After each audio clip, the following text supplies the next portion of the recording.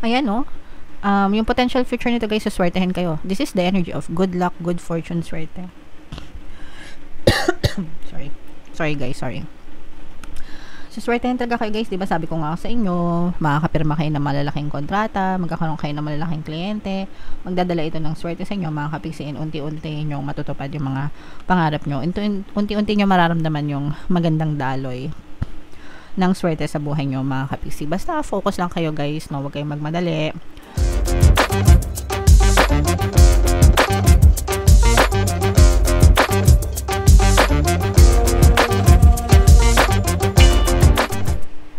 Hello guys, hello Leo, welcome back to Pinoy Pixie Tarot. Ang pamagat ng episode natin for tonight is story mo ba to? Ito isang timeless reading mga kapiksi para sa Leo, Sun, Moon, Rising, Sign, and Venus.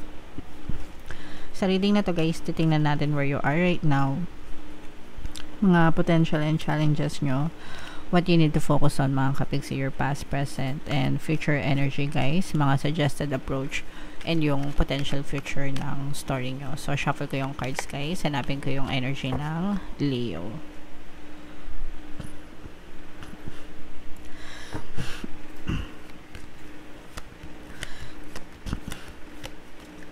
Eto guys. So, Leo, kayo ay represent ng Mother of Wands sa ating spread.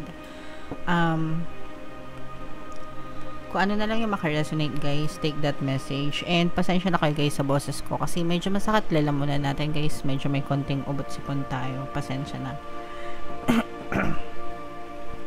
So, where you are right now mga kapiksi, naninimbang kayo sa dalawang desisyon na kailangan nyong gawin sa buhay nyo guys. Pwedeng nag-uulong-sulong kayo, pwedeng sa kabuhayan nyo ito, sa trabaho, or kahit anong bagay mga kapiksi. Pero tinitimbang nyo pa yung sitwasyon.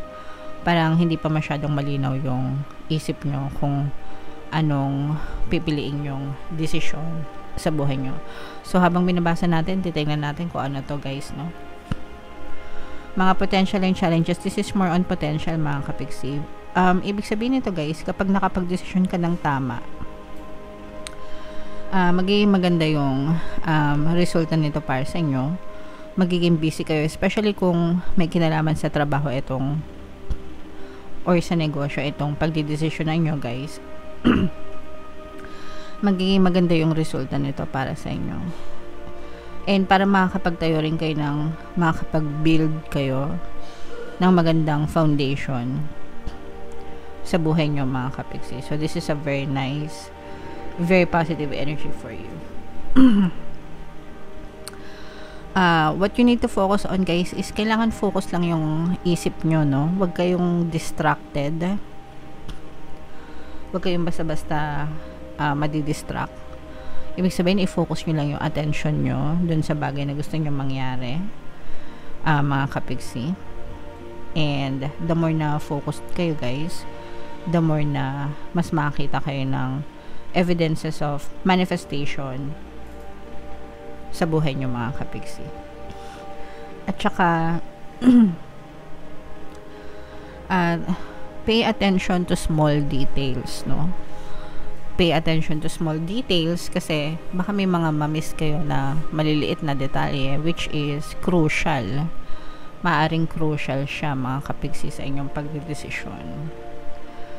In your recent past guys, natuto kayong bumangon sa sarili nyong paano. Parang in the recent past guys, nararamdaman ko yung pagiging independent nyo. Pwedeng naging maaga kang independent mga kapiksi. Ibig sabihin natuto kayong tumayo sa sarili nyong paa, sinuportahan nyo yung sarili nyo, ganyan. So yeah. And yung greatest strength nyo guys is matalino yung iba sa inyo mga kapiksi, or matalino kayo guys. Huwag nating sabing iba, matalino kayo. Marunong kayong gumamit ng isip nyo. At saka hindi kayo basta-basta malalamangan ng ibang tao. Marunong kayong magbasa ng ibang tao, nakikita nyo yung intention nila sa inyo. So hindi kayo malilin lang, matalino kayo mga kapiksi. So yung one of your greatest strength yan. Kaya magagamit nyo yan sa pagdidesisyon nyo mga kapiksi.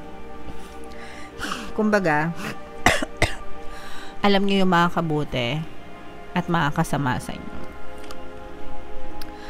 And in the near future guys, no, may mga malalaking kontrata. So ito yung sinasabi natin na pagdidesisyonan nyo mga kapiksi.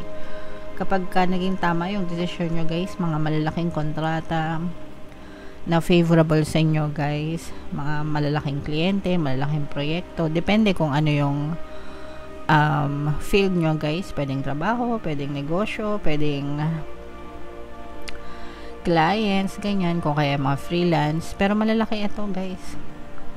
So tama nga yung sinabi natin na makakapag-build kayo ng magandang pundasyon sa buhay nyo, kasi malalaking kontrata yung pipirmahan nyo mga kapiksi. So magdadala ito ng magandang resulta sa inyo. Mga suggested approach guys, pag-isipang mabuti, no, yung bawat hakbang, bawat kilos. Feeling ko guys, metikuloso kayo.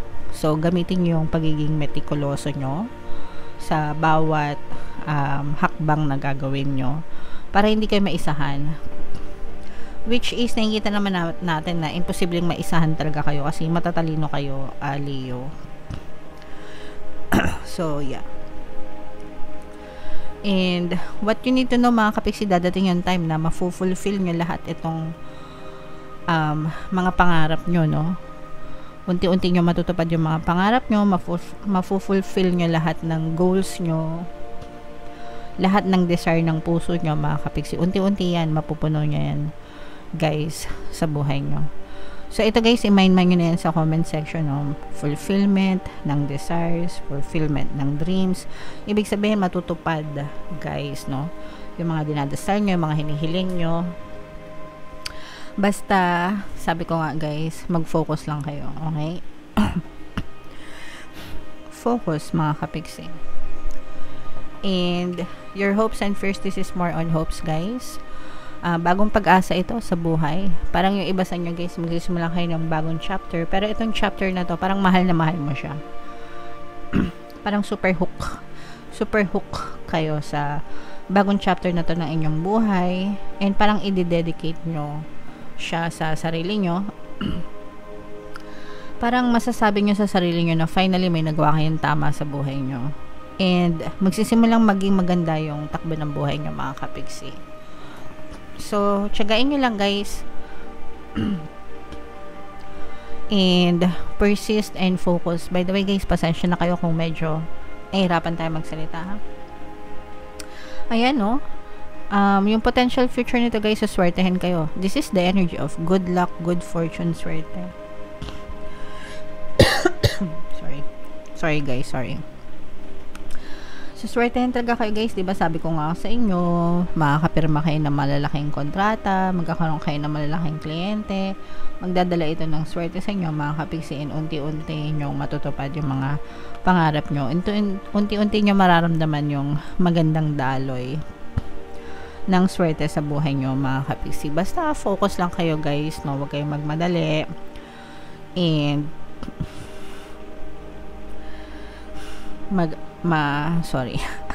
mahatak nyo rin sa buhay nyo itong swerte. Pasensya na kayo guys, talaga nahihirapan ako magsalita. Alright, so comment down below guys if feeling nyo naka-resonate kayo dyan. I-mind nyo na itong mga swerte na to mga kapiksi, itong malalaking kontrata na to, itong mga fulfillment, no, ng mga desires and goals nyo. Matutupad nyo lahat yan guys, no? Grabe, sobrang ganda, Leo. So bunot lang tayo ng isang card pa dito guys para sa inyong additional na mensahe. Pasensya na kayo sa boses ko. Shuffle ko to guys. Habang sinashuffle ko to, panoorin nyo muna yung video natin regarding sa ating paano mag-manifest ng abundance video course. Kapiksi, sawa ka na ba sa mga struggles at hirap sa buhay mo? Masipag ka ba at masikap sa buhay ngunit hindi ka pa rin umaasenso? Ilang beses ka na bang nag-attempt mag-negosyo at mag-invest pero palagi ka pa rin nalulugi? Sa pagkakataon na ito ay maaaring may subconscious beliefs ka na nagiging balakid sa iyong pag-unlad at pagyaman. Introducing, paano mag-manifest ng abundance video course. Dito ay matututunan mong ma-overcome ang mga balakid mo para tuluyan ka ng umunlad, umasenso, sumagana, maging matagumpay, successful at maswerte sa iyong kabuhayan, pera, trabaho, negosyo, salapi at kaperahan ng bonggang-bongga. Dali, mag-send na ng email sa pinoypixie@gmail.com at simulan na ang iyong pagyaman ngayon. Alright, so sa lahat ng gusto mag-avail ng course guys, naka-flash sa screen nyo. Una, meron tayong paano mag-manifest ng abundance video course. Meron din tayong paano mawala ang third party at magkaroon ng harmonious na relationship. And meron din tayong paano pabalikin si ex, revised breakup. So sa mga interesado guys, mag-send lang kayo ng email sa pinoypixie@gmail.com. This is healing mga kapiksi, no? Letting go, guys. Final goodbye. Release nyo yung mga nega sa buhay nyo. Kasi yung mga nega, guys, yan yung nagsisilbing balakid sa buhay natin. Mga kapiksi. If meron kayong mga negative emotions, galit, anger, hatred, resentment, grudges, mahilig kayo magreklamo, mahilig kayo mag-complain, stress, yan. Lahat yun, i-let go nyo, guys. Hindi yan makakatulong sa inyo. More damage, more harm yung magagawa niyan sa inyo kasi mas lalo kayo magdudusa kapag nag-focus kayo sa mga negative emotions and hindi nyo deserve yun. So, focus on yourself, focus on your healing. Mga kapiksi, sa mga kapiksi natin na nagdadanas ng emotional pain, meron tayong Ho'oponopono and self-love na subliminal dito sa ating channel. Pwede nyo pakinggan yan guys, makakatulong sa inyo. Alright, so yeah. Comment down below guys if naka-resonate kayo guys. I-mind nyo na itong mga swerte na to sa comment section, no? For more tarot readings, ito yung playlist nyo. Ito naman yung ating success stories ng paano mag-manifest ng abundance video course. Click here to subscribe guys. Ito yung ating mga pampaswerte subliminals. Thank you for liking, sharing, and subscribing. See you again next time. I love you all. Have a nice day. Bye-bye.